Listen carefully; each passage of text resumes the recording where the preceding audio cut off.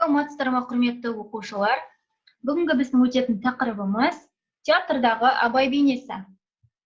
Мақсатымыз тыңдалған мәтіннің мазмұнын түсіну, жай сөйлем түрлерін меңгеру. Енді мәтін мазмұнын түсінейік. Бұл сіздердің кітаптарыңызда 161-162 беттерде тұрған мәтін. Барлығымыз бірге оқиық. Және де оқып болған соң мазмұнның не туралы айтылғандығын бірге анықтайтын боламыз. Абайдың ақындық қабілетіне қоса, өз өлеңдеріне ән шығарған композитор ретінде танылуы шығармаларының ел арасына тарауына жол ашты. Абайға арналған әдеби музыкалық кештер, оның шығармаларының сахнада орындалуы ақынның көзі тірісінде-ақ басталып, қайтыс болғаннан кейінгі жылдары кең құлаш жайды. 1914 жылы Абайдың қайтыс болғанына 10 жыл толуына орай әдеби этнографиялық, музыка-драмалық кеш өткізілді. Ойын-сауық кешінде Абайдың өмірбаяны, жеке шығармалары мен ағартушылық қызметі жөнінде Құлжанова баяндама жасады. Сауықтың екінші бөлімінде Абай әндері мен өлеңдерінен үлкен концерт беріліп, қазақтың ұлттық ойындары көрсетілді. Кеште Абай шығармаларының халық арасына тарауына мол еңбек сіңірген Әлмағамбет, Мұқа сияқты әнші өнерпаздар Абайдың бірнеше ән өлеңін айтқан. Кешті ұйымдастыруға қатысқан Кәкітай мен Тұрағұл әкесінің бірнеше шығармасын орындады. Тікелей сахналық шығармаларда Абай тақырыбы мен Абай бейнесінің жасалуы 1940 жылы 30 қазанда Қазақ драма театрында қойылған Тоқтар Әуезов пен Соболевтің Абай трагедиясынан басталады. Спектакльде өткен ғасырдың соңындағы қазақ халқының әлеуметтік қоғамдық тіршілігі мен Абайдың адамгершілік, ақындық һәм өз халқының бостандығы жолындағы күресі бейнеленген. Қойылым тарихи көркемдік шындық дәлдігімен, режиссерлік ой тұжырым айқындығымен, орындаушылық өнерінің тереңдігімен қымбат. Спектакльдің мол табысы Қуанышбай жасаған Абай бейнесі. Біз сіздермен мәтінді оқыдық. Енді бұл мәтіннің мазмұны не екенін анықтайық. Абай шығармаларының сахнада орындалуы, ол шығармаларды кейінгі ұрпаққа дәріптеу, Абай бейнесін халыққа таныту. Бұл мәтіннің мазмұны екен. Біз мәтінмен жұмыс жасап болдық. Енді естеріңізде болса, біз жай сөйлемнің түрлерін өтіп жатырмыз. Алдыңғы сабақтарда жақты жақсыз, жалаң жайылма сөйлемдерді өттік. Бүгін болымды және болымсыз сөйлемдерді өтеміз. Болымды сөйлем дегеніміз не екен? Назар аударайық. Болымды сөйлем объективті болмыстың, ойлаған ойдың, іс-әрекеттің орындалғанын не орындалатынын хабарлайтын сөйлем. Болымсыз сөйлем объективті болмыстың, ойлаған ойдың, іс-әрекеттің болмайтынын, орындалмағанын хабарлайтын сөйлем. Болымды сөйлемге қарама-қарсы сөйлем.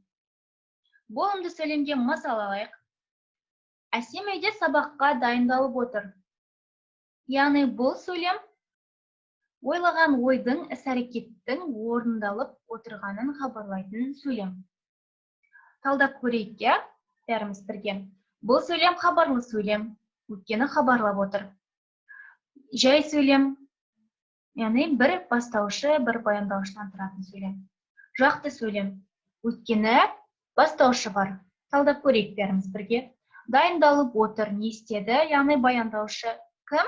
Әсем, яғни жақты сөйлем екен, өйткені бастаушы бар сөйлем.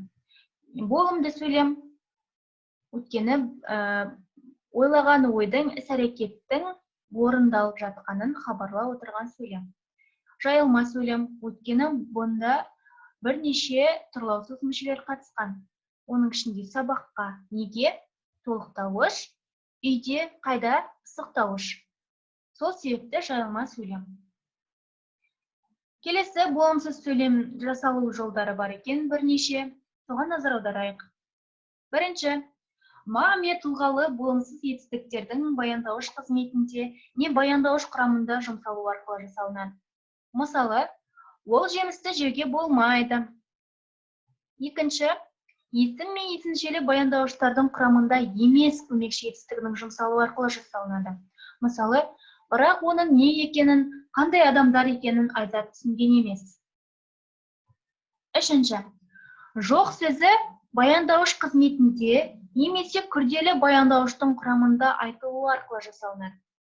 Сол сәттен бастап жас босанған анаға салмақ түсірген жоқ.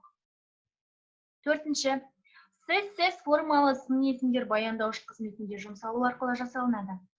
Бұрын осы балалар тумай тұрған кезде қалай өмір сүріп келгені белгісіз. Бесінші, сөйлем құрамында ешкім, ештеме, ешбір дәнеңе түк болымсыз есімдіктер жұмсалу арқылы жасалынады. Сол кезден бастап оған ешкім тиіскен жоқ. Олай болса, біз болымды және болымсыз сөйлемдерді жасалу жолдарын түсіндік. Енді кітаптарыңызда 163 бетте екінші тапсырма бар, яғни семантикалық картаны толтырыңдар. Сіздермен бірге бір алғашқы екі сөйлемін орындап көрейік. Бірінші, бірақ оның кім екенін, қандай адам екенін Маржан білген емес. Бұны не үшін біз болымсыз сөйлемге жатқыздық?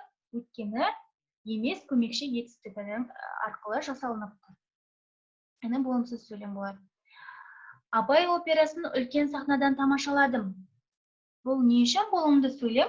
Өйткені ол объективті бір болмыстың, ойлаған ойдың, іс-әрекеттің орындалғанын хабарлайтын сөйлем екен.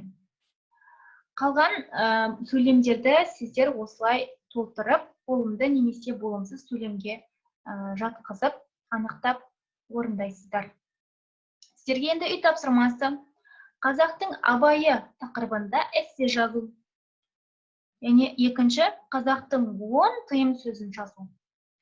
Осы үй тапсырмаларын орындап болған соң, маған телеграм арқылы жіберу. Рахмет, сабағымыз аяқталды.